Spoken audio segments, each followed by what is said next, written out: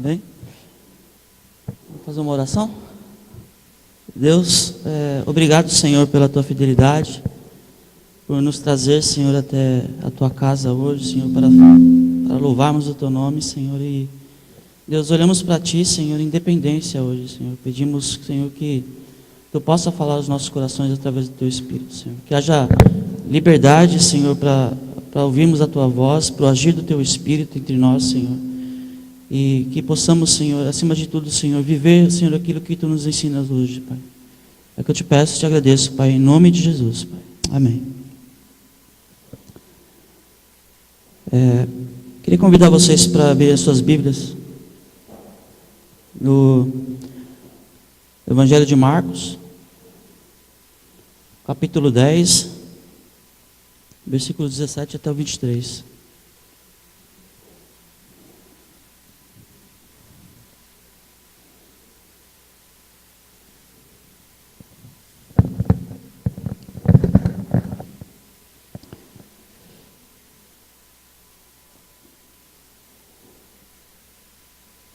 Amém? Diz assim: quando Jesus ia saindo, um homem correu em sua direção e se pôs de joelhos diante dele e lhe perguntou: Bom mestre, que farei para herdar a vida eterna?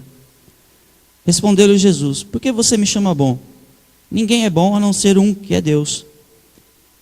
Você conhece os mandamentos: não matarás, não adulterarás, não furtarás, não darás falso testemunho, não enganarás ninguém, honra teu pai e tua mãe. E ele declarou: Mestre, a tudo isso tenho obedecido desde a minha adolescência.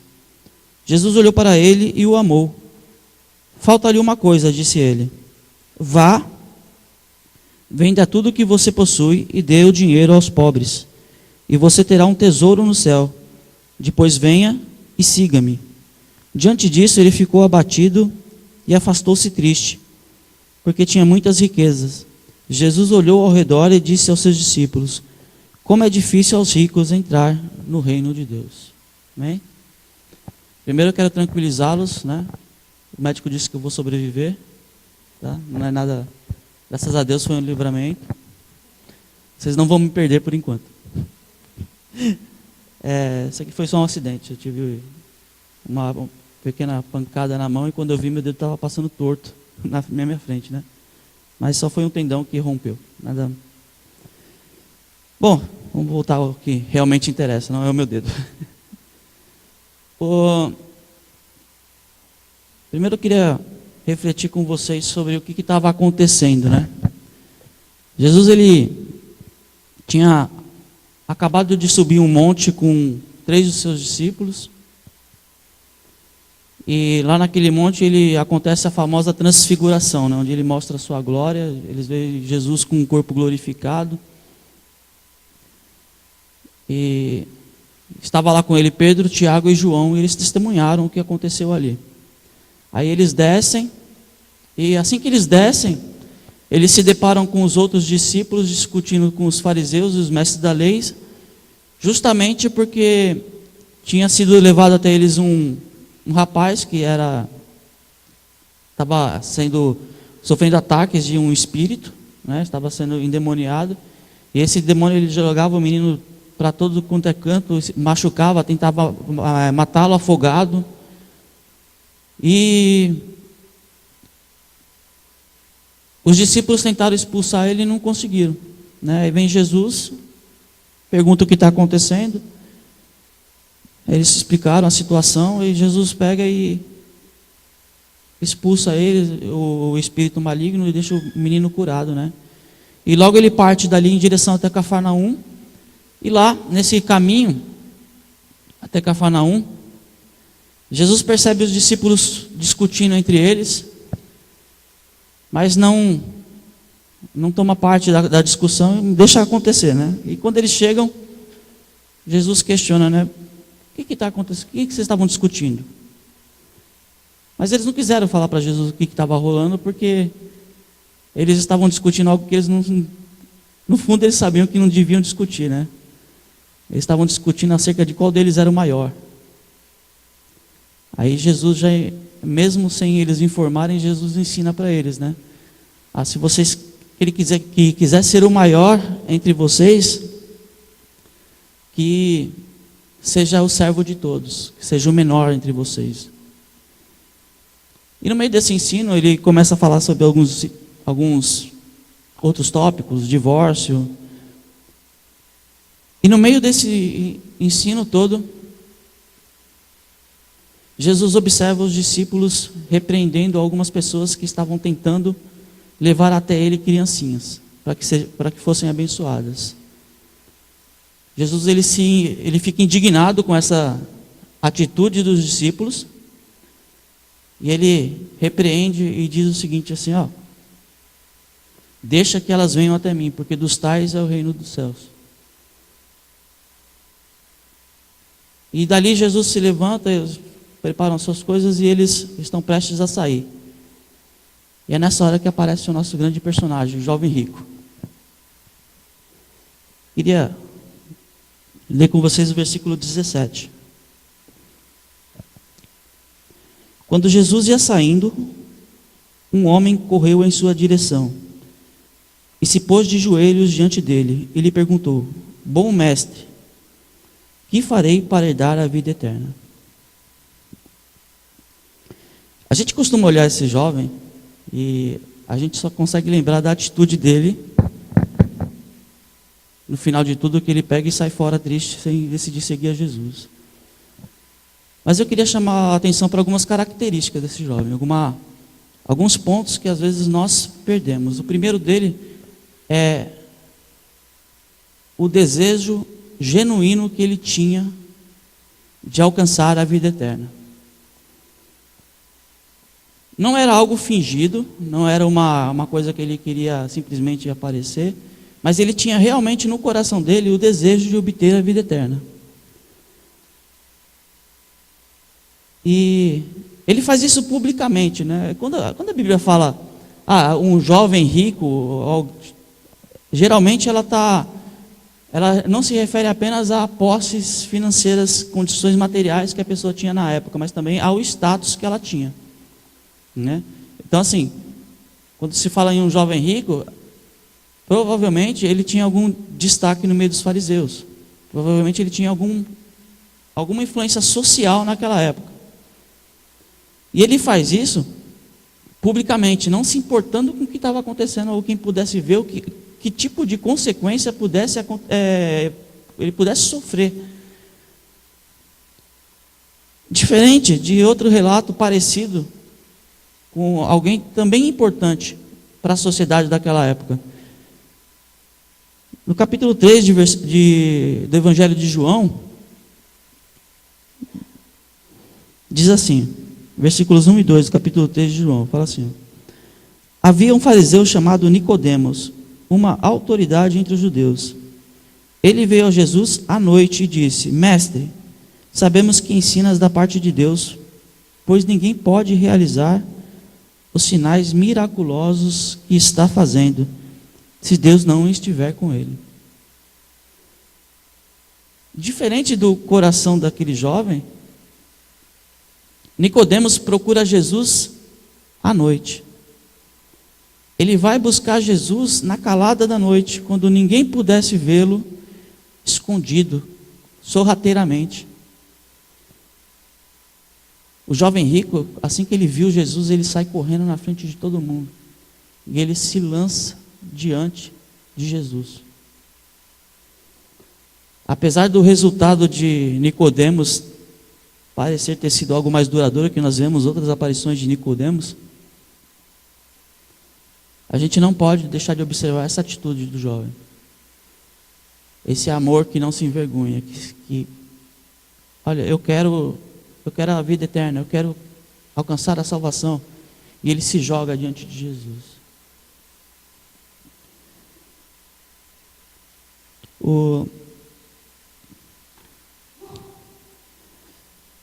Outro ponto, esse já não é um ponto tão bom, é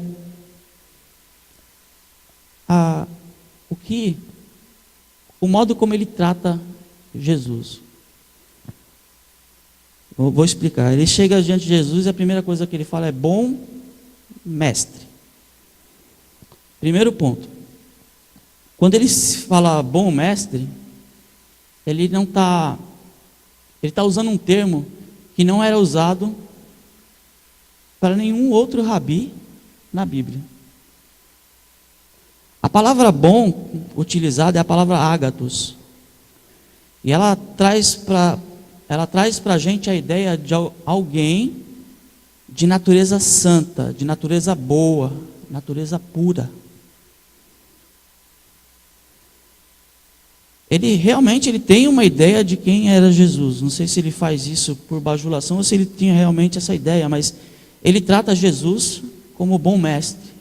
Ele reconhece Jesus como alguém santo, como alguém puro, como alguém bom.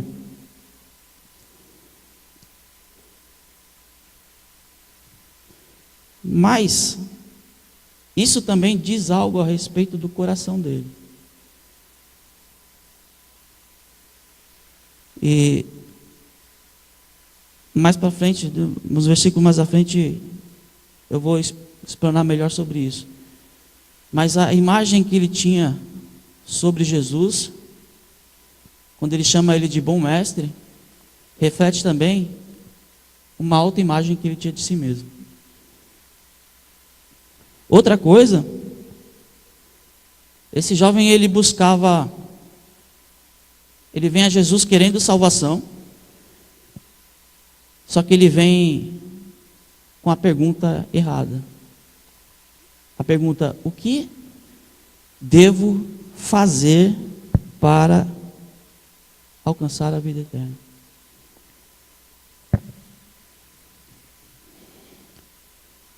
Efésios capítulo 2, versículo 8. Fala: pois vocês são salvos pela graça, por meio da fé, e isto não vem de vocês, é dom de Deus.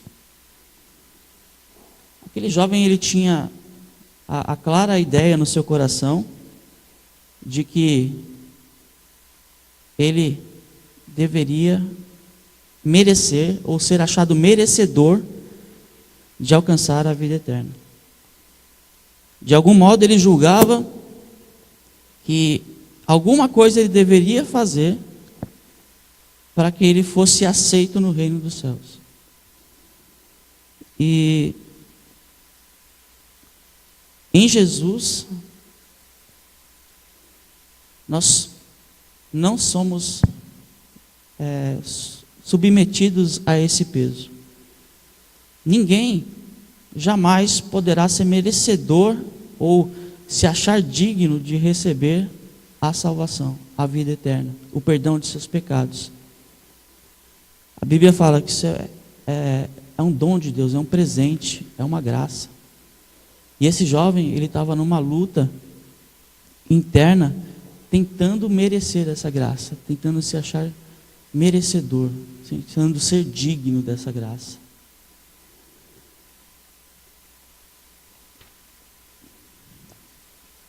A resposta de Jesus,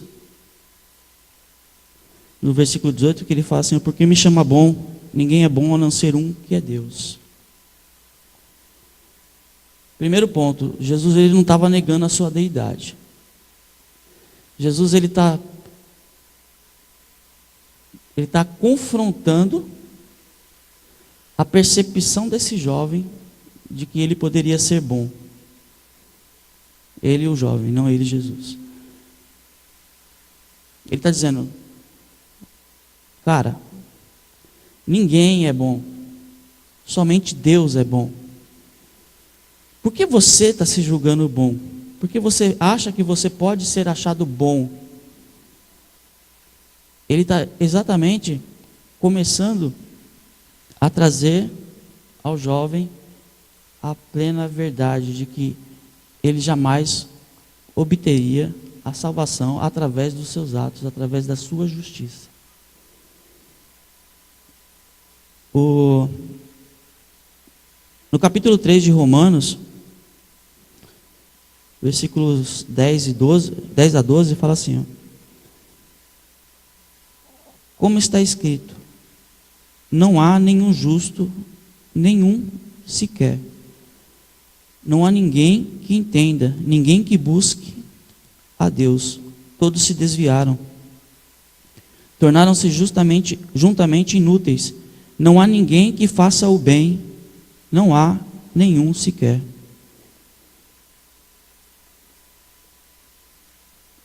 O que está acontecendo aqui com esse jovem é que ele está tendo a sua autoimagem desconstruída por Jesus. Ele tinha o conceito de que ele pudesse de alguma forma ser bom.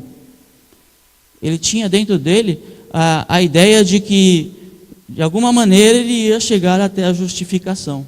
Quando a Bíblia nos ensina que não existe nenhum bom sequer. Todos se desviaram. E trazendo isso para a gente, eu queria refletir junto com vocês. Que espécie de autoimagem nós temos acerca de quem somos? Eu sou um bom cidadão, eu venho aos cultos no domingo, pago meus impostos, eu jamais cometeria tal pecado. Esse aqui não. Eu sou uma pessoa que tem caráter. Todos nós, de forma consciente ou inconsciente, carregamos esse tipo de autoimagem implícita em quem nós somos. Como se nós nos vêssemos no espelho e projetássemos o nosso próprio caráter, a nossa própria justiça, o nosso próprio bem nesse espelho.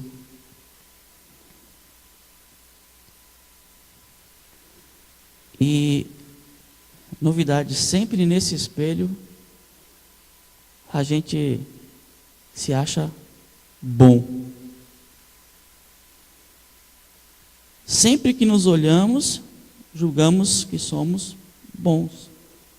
Eu nunca olho no espelho e falo assim, nossa, mas eu sou um belo de um mentiroso. Eu nunca olho no espelho e falo,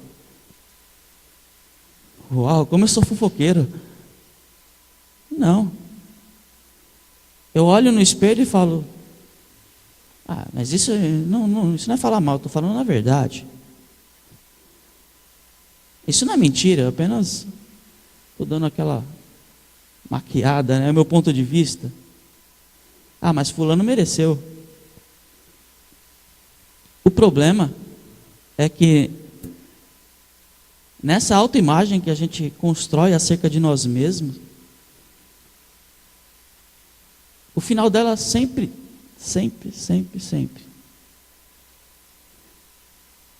vai ser uma confrontação diante da verdade de que somos ruins, de que somos pecadores, de que somos maus. E o problema é quando a gente baseia a nossa ideia de que somos salvos associada a essa imagem que nós temos de nós mesmos. O problema é quando eu acho que, não, claro que eu vou para o céu. Eu tô lá todo domingo. Esse tipo de pecado aí que fulano cometeu, eu jamais ia cometer. Esse tipo de erro, eu? Não. Aí vem um momento em que você é justamente testado naquele ponto. Justamente aquele que você olha e fala assim, não, nesse aqui eu jamais cairia. E aí? Primeiro ponto, o amor de Deus está lá, a graça de Deus está sempre lá disponível para você, mas acontece um problema enorme para a maioria das pessoas.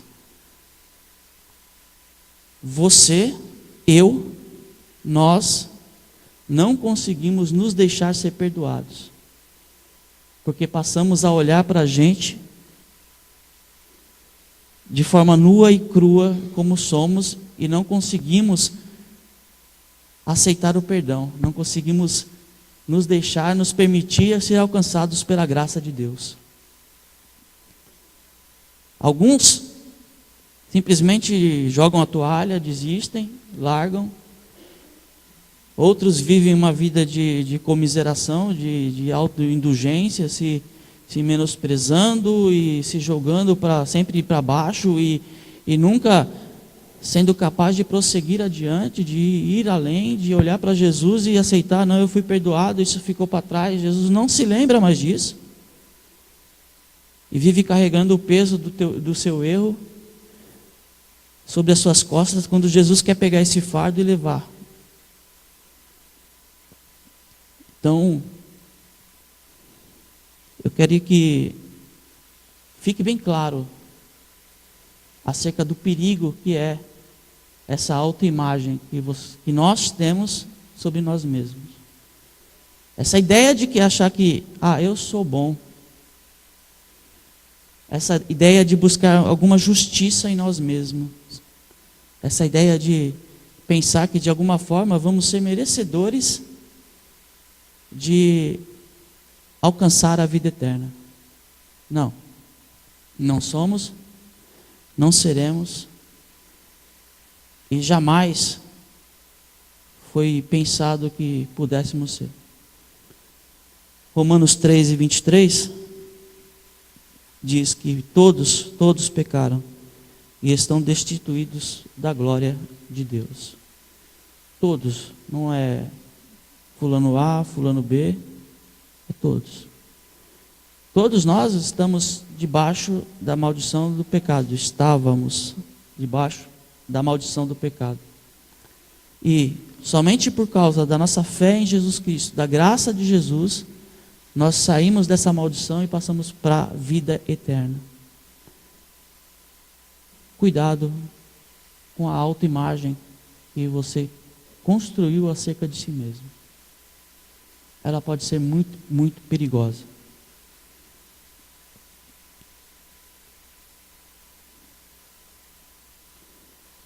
Os versículos 19 e 20 fala assim: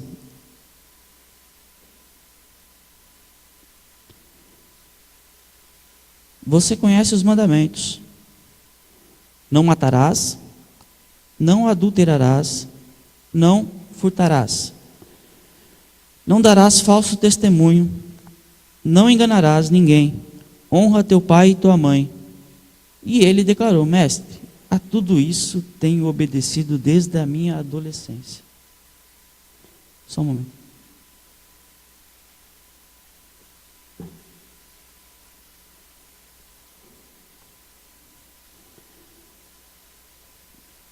Outro ponto que eu fiquei meditando bastante também é acerca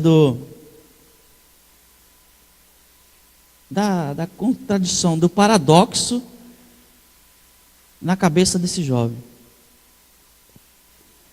Ele julgava que pelas obras, né, ele poderia ser salvo. E pela justiça dele, pela obediência à lei, ele pudesse de alguma forma alcançar a salvação.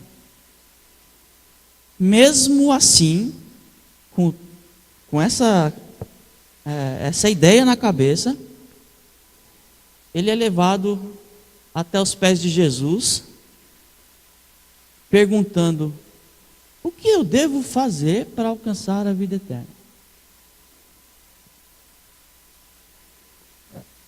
Eu fico imaginando, quantas horas esse camarada ele passou matutando formas, né? Imaginando maneiras de se tornar digno da salvação.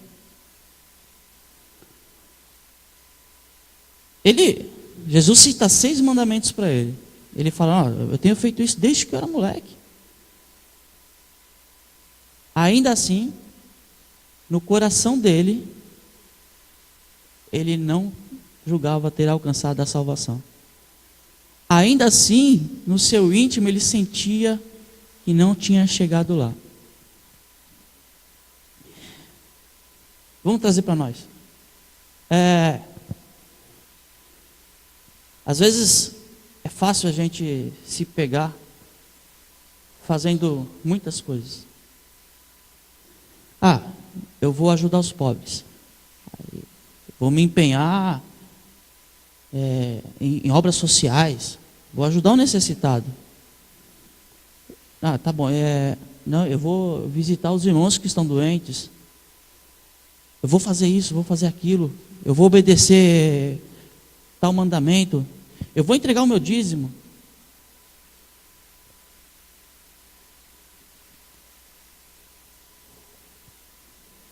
E o ponto é que, por mais que a gente faça, tudo que a gente vai receber é frustração. Se nós fazemos buscando uma maneira de se achar merecedor da graça salvadora de Jesus, tudo que vamos encontrar é frustração. Eu vou fazer algo hoje, mas isso ainda não é o suficiente. Vou fazer algo amanhã. Não, ainda não. E obra após obra, projeto após projetos, esforços após esforços, eu sempre vou estar faminto. Eu sempre vou estar querendo a salvação que eu não encontro nas obras. Eu sempre vou estar sedento pela graça que eu não encontro nos meus atos de justiça. Naquelas obras que eu busco demonstrar santidade em mim. Jesus ele toma cuidado de citar 6 mandamentos para o jovem. E todos os 6 mandamentos que ele cita estão enquadrados na categoria amarás ao teu próximo como a ti mesmo. São mandamentos que falam a respeito do relacionamento entre você e o próximo, como amar o próximo. O jovem, ele vivia com base nos seus atos de justiça. Ele cumpria piamente esses mandamentos. Esses 6 mandamentos citados ele cumpria. E a frustração dele está justificada lá em Filipenses capítulo 3, versículo 8 e 9, fala assim, mais do que isso, considero tudo como perda, comparado com a suprema grandeza do conhecimento de Jesus Cristo, meu Senhor, por cuja causa perdi todas as coisas. Eu as considero como esterco para poder ganhar a Cristo e ser encontrado nele, não tendo a minha própria justiça que procede da lei, mas a que vem mediante a fé em Cristo, a justiça que procede de Deus e se baseia na fé. A frustração dele era justamente essa. Ele buscava nesses atos de justiça com relação ao próximo, que todos viam, a justificação que ele só obteria mediante a fé.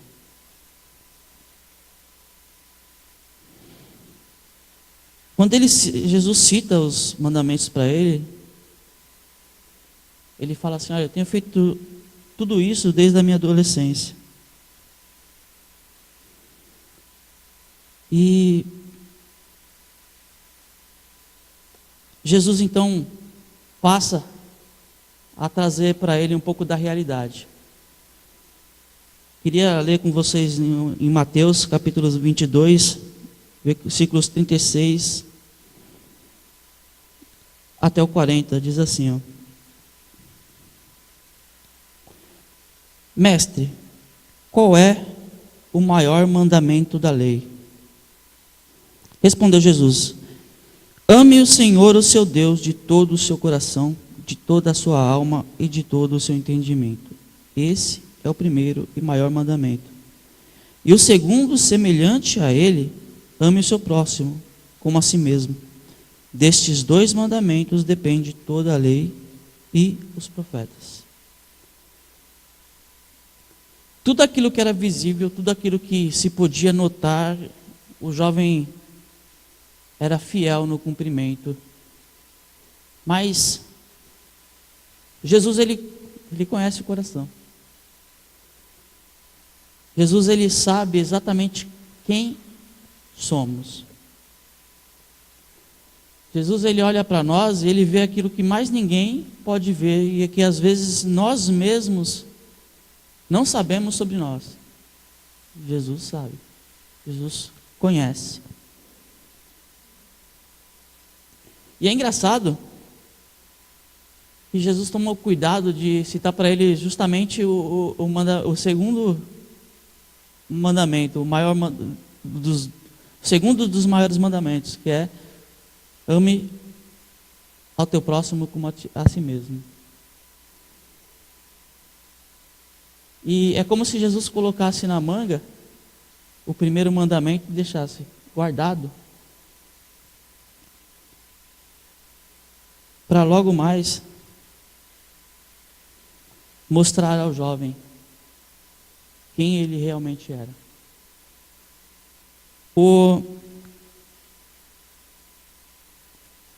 Essa verdade sobre nós, essa autoimagem que nós temos, nós carregamos ela por natureza. É uma coisa que é intrínseca nossa.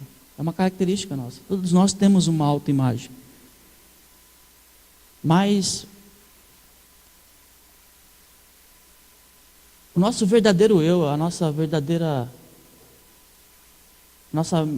imagem, a nossa verdadeira personalidade, quem nós somos, somente é revelado quando eu conheço Jesus. O jovem, ele tinha uma ideia de quem era Jesus. Talvez um mestre, talvez um profeta, talvez, quem sabe, o Messias, né? Vai que. Mas ele tinha uma ideia e Jesus começa a se revelar para ele. Antes de Jesus na minha vida, eu não tenho ideia de quem eu sou. Eu me julgo uma pessoa boa. Você pode perguntar para qualquer um, aí na rua, todos vão falar que não, todos são filhos de Deus. Todos julgam estar a caminho da salvação. Ninguém ninguém que se chegar na rua vai falar assim, não, eu estou indo direto para o inferno. Né? Todos estão ali buscando de alguma forma alcançar a salvação. Todos se julgam bons, todos se julgam merecedores de alguma forma, mas é somente conhecendo Jesus que eu consigo enxergar quão realmente pecador eu sou. E essa verdade está acontecendo agora na vida desse jovem. Quando ele se lança aos pés de Jesus e ele chama Jesus de bom, Jesus fala, tá bom, eu vou te mostrar quem você é então.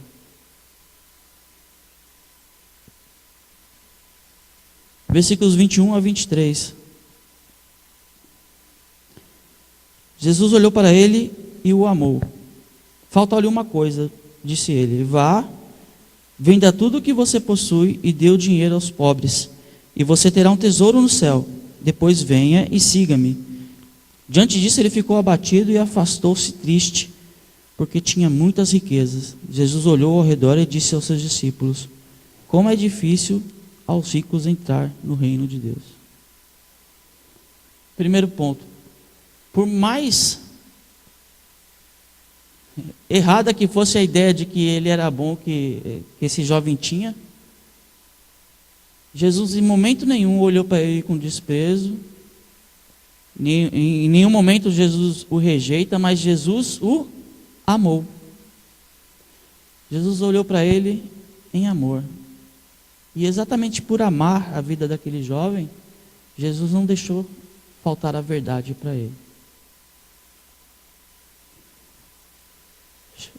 Chegarão dias nas nossas vidas em que nós seremos confrontados com a verdade. Haverão dias em que a palavra de Deus vai mostrar para mim, olha como você é ruim nisso. Cara, a tua situação está feia. E exatamente porque Jesus nos ama é que nós seremos confrontados dessa forma. Porque a vontade de Jesus é que nós não permaneçamos nesse erro, mas que nós alcancemos o arrependimento. E esse é o ponto aqui que Jesus está levando esse jovem. A um ponto em que ele será confrontado, em que ele está sendo confrontado, está sendo se deparando com a verdade sobre quem ele é, justamente para que ele se arrependa.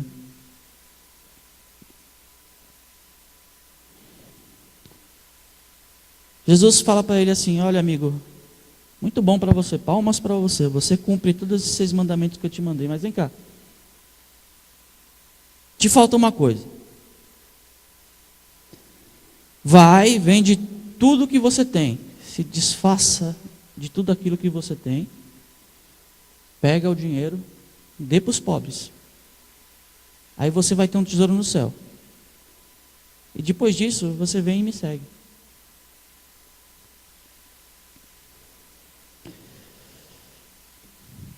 Mateus 22, 37 e 38.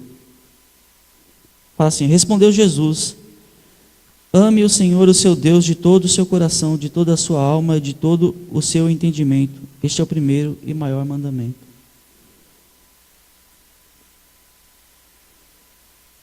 Jesus não estava dizendo para aquele jovem que, se você quer alcançar a salvação, você tem que fazer obras de assistência social. Não. Jesus estava dizendo para esse jovem exatamente o seguinte: ele falou assim, você é muito bom em obedecer esses 6 mandamentos que eu te ordenei, mas tem um problema. Eu não tenho o primeiro lugar no teu coração. E eu vou te mostrar isso. O que ele faz? Ele vai exatamente naquilo que ocupava o primeiro lugar no coração daquele jovem: as suas posses, os seus bens.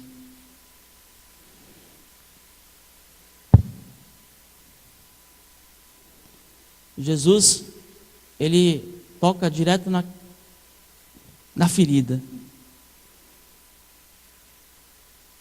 O jovem, ele tinha muito empenho, muito esforço em fazer obras.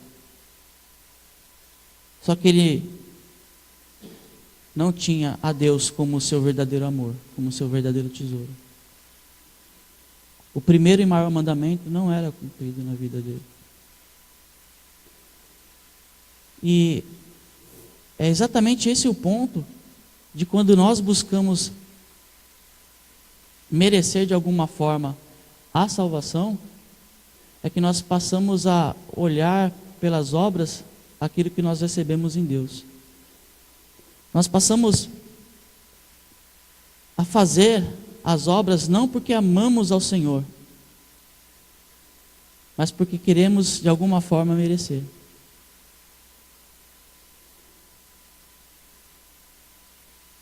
E a Bíblia fala que se você erra qualquer um dos pequenos pontos da lei, você é culpado de toda ela. Tanto que em Gálatas, capítulo 3, versículo 11, fala assim: é evidente que diante de Deus ninguém é justificado pela lei, pois o justo viverá pela fé. Toda vez que nós buscarmos essa justificação, vamos falhar miseravelmente se não for feita em fé, se as obras não forem realizadas em amor, se as obras não forem realizadas porque somos salvos e não para sermos salvos, serão obras vazias, obras que vão trazer para você só frustração. Se não nessa vida, no grande dia, quando nos encontrarmos com o Senhor, quando Ele falar assim, não te conheço. E quão triste vai ser, né? Quão triste vai ser isso.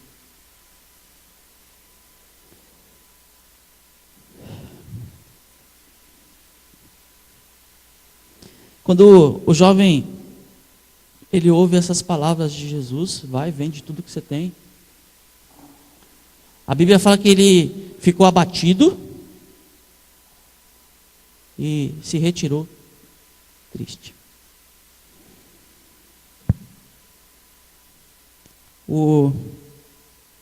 É triste. Eu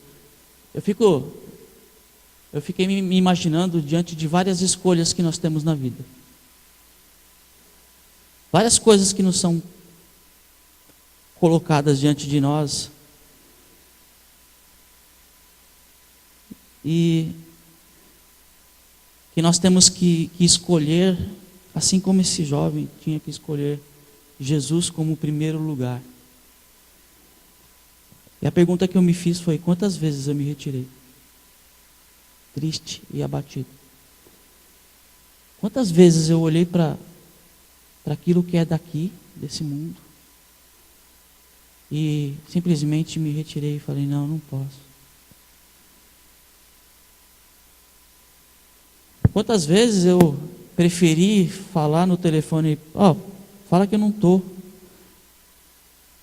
justamente para não ter que passar por uma situação ruim, ou então levar uma represália de algum chefe, sei lá, só porque amei mais as condições dessa vida do que o meu Senhor. Esse jovem, ele teve que escolher entre riqueza e abrir mão de tudo e seguir Jesus. E é fácil a gente olhar para ele e falar assim, pô, cara, que vacilão, meu. Você preferiu as riquezas. Mas e nós? Quantas vezes nós temos escolhido as riquezas? Quantas?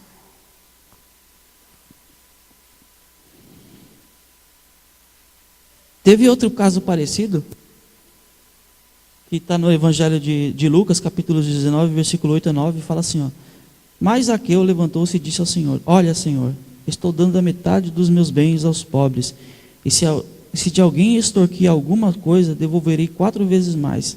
Jesus lhe disse, hoje houve salvação nessa casa, porque este homem também é filho de Abraão. Olha que atitude diferente. Para o jovem, Jesus teve que colocar ele na parede e falar, e aí, cara, o que você vai escolher? Você vai escolher as suas riquezas ou você vai me seguir em arrependimento? Zaqueu, ele conheceu Jesus verdadeiramente naquele momento. Zaqueu, ele conheceu a verdadeira salvação em Jesus. E essa salvação que ele encontrou em Jesus, gerou nele essas obras de arrependimento e restituir tudo aquilo que porventura ele tivesse defraudado alguém. 4 vezes mais. Sem Jesus pedir, sem Jesus citar nada para ele, ele simplesmente abandonou, abriu mão e alcançou a salvação. Se bem que aquela música desce aqui é chata pra caramba. Pelo amor de Deus, mas tudo bem. Abafa, né? E o problema é que infelizmente também não dá para a gente conviver com as riquezas e Jesus ao mesmo tempo. Não dá para a gente amar as riquezas e amar a Jesus ao mesmo tempo. Mateus capítulo 5, versículo 21. Fala que, pois onde estiver o seu tesouro, aí também estará o seu coração. Deus, Ele não divide o seu lugar com ninguém. Não se pode servir 2 senhores. Ou o seu coração pertence ao Senhor Jesus, ou o seu coração não pertence ao Senhor Jesus. Ou no seu coração reina Jesus Cristo, nosso Salvador, ou no seu coração vai reinar as riquezas desse mundo. Você não pode amar os dois. O seu coração está onde está o seu tesouro. Qual é o seu tesouro? Qual é o meu tesouro? O que eu tenho por valioso na minha vida? O que eu tomo como meu bem maior? E eu fui muito confrontado também sobre isso. Que a gente está pensando naquilo que a gente tem, nas riquezas. Só que eu vou falar uma coisa que o Espírito Santo ministrou ao meu coração. Às vezes, ou na maioria das vezes, nós somos ricos. Ricos de coisas que não temos. Somos ricos em desejos, ansiedades, ambições. Somos ricos em falar, nossa, se eu tivesse aquele carro. No meu caso é um Fuscão. Somos ricos em falar, puxa vida, se eu tivesse aquele relacionamento. Ah, mas se eu tivesse aquele emprego. Ah, mas se ao menos eu tivesse condições financeiras melhores. Ou se a minha aparência fosse assim ou aquela. E a gente transforma isso no nosso tesouro. É miserável. É triste a vida assim. Sabe por quê? Porque nós nunca seremos saciados. Assim que eu conseguir aquele Fusca, eu vou desejar uma Brasília. Assim que eu tiver aquele relacionamento, eu vou falar, puxa vida, mas tem problemas no relacionamento. Assim que eu tiver aquele emprego, eu falo, puxa vida, mas tinha que ter esse chefe? Mas tem tanta pressão. E aí eu vou querer outra coisa, e outra coisa, e outra coisa. E jamais eu vou ter tempo para colocar Jesus como o objeto do meu coração. Como aquilo por quem meu coração anseia, por aquilo que eu vivo desejando. E eu pedi a Deus que, de verdade, que Deus me livrasse dessas riquezas. Tanto as que eu não tenho, como aquelas que eu julgo que eu preciso para ser feliz. Para que de alguma forma, de uma forma verdadeira, Jesus fosse realmente o meu tesouro. Aquilo que que tem o primeiro lugar no meu coração, aquilo por quem eu suspiro, aquilo por quem eu amo, por quem eu me empenho, eu me esforço.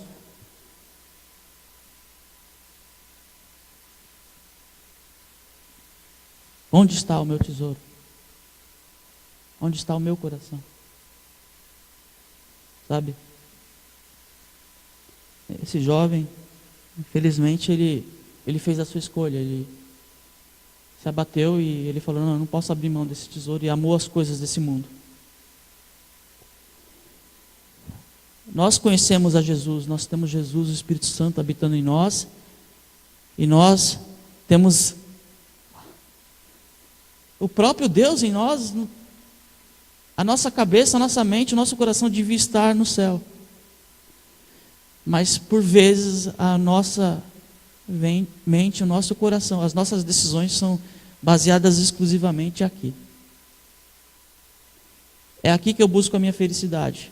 É aqui que eu busco a minha satisfação. É aqui que eu busco o meu sucesso. E se Deus não tivesse nos chamado para ter sucesso aqui? E se não for a vontade de Deus que nós vivamos aqui uma vida com um emprego top, ou então podendo comprar um carro novo todos os anos, trocar de carro todo ano, fazer aquela viagem todo ano. Mas antes Deus nos chamou para uma vida humilde. E se foi esse o plano de propósito de Deus?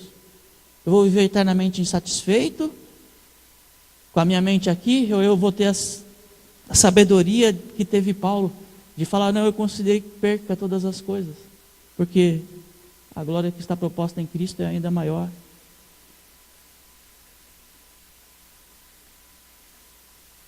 Esse evangelho que se prega que você deve ser cabeça e não cauda, é um evangelho mentiroso. Jesus nos chamou para que Ele vivesse a sua vida em nós, e não para que nós projetássemos nele uma espécie de gênio da lâmpada, né? E vai satisfazer os nossos desejos, nossos anseios. E eu quero concluir aqui. Queria voltar apenas alguns versículos antes, no mesmo capítulo, versículos 13 a 15. Fala assim: alguns traziam crianças a Jesus para que ele tocasse nelas, mas os discípulos os repreendiam. Quando Jesus viu isso, ficou indignado e lhes disse: deixem vir a mim as crianças, não as impeçam, pois o reino de Deus pertence aos que são semelhantes a elas. Digo-lhes a verdade: quem não receber o reino de Deus como uma criança, nunca entrará nele. É engraçado que logo depois que as crianças fazem parte desse cenário todo, aparece o nosso jovem rico, né? Qual é o teu coração? É o coração das crianças ou é o coração do jovem rico? Qual é o meu coração? Como é o coração de uma criança? Eu acho que o Thomas, ele não fica, primeiro que ele não fica preocupado se o Naldinho vai colocar pão para ele comer de manhã ou não. Ele só sabe que vai estar lá o pão. O Thomas, ele não se preocupa em de alguma forma ter a aceitação do Naldinho. Se preocupa? Só come. Uma criança, ela não está preocupada se ela é merecedora ou não. Ela quer. E ela sabe que vai estar lá, porque ela confia no amor do seu pai por ela. O jovem rico, ele queria merecer. O jovem rico, ele queria aceitação. Queria buscar uma aprovação. Não somente de seus pais, mas de toda a sociedade. E de alguma forma alcançar essa aceitação de Deus. Se o nosso coração não for como o coração da criança, que confia simplesmente no amor e na graça de Deus, jamais entraremos no reino dos céus. Então, fica a pergunta: qual é o seu coração? Qual é o meu coração? Qual o tesouro que eu tenho no meu coração? De quem é o primeiro lugar? Quais são as condições que eu julgo que me fariam feliz? Ou eu confio que eu sou feliz simplesmente por estar em Deus? Eu confio nas condições que eu vivo, que eu tenho de vida, minhas posses para ser feliz? Ou eu simplesmente me alegro em quem Jesus é em mim? Uma criança é capaz de pegar isso aqui e transformar num disco voador, e imaginar uma galáxia inteira e ser feliz com isso, brincando com isso. E você é capaz de viver o pouco materialmente, talvez aqui, mas ter os seus olhos no céu? Ter os seus olhos naquilo que Deus nos propôs na eternidade? Somos capazes?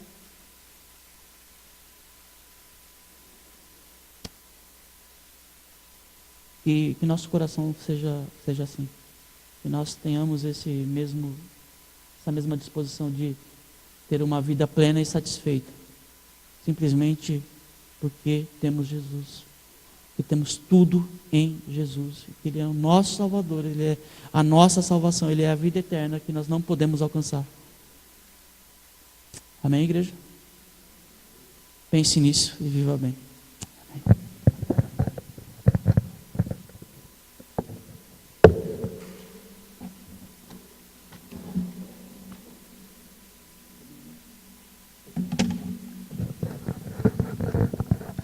Amém.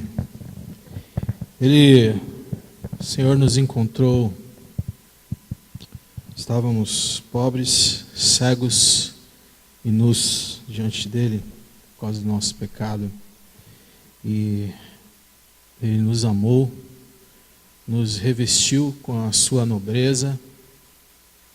Ele nos pôs como co-herdeiros de toda a sua riqueza.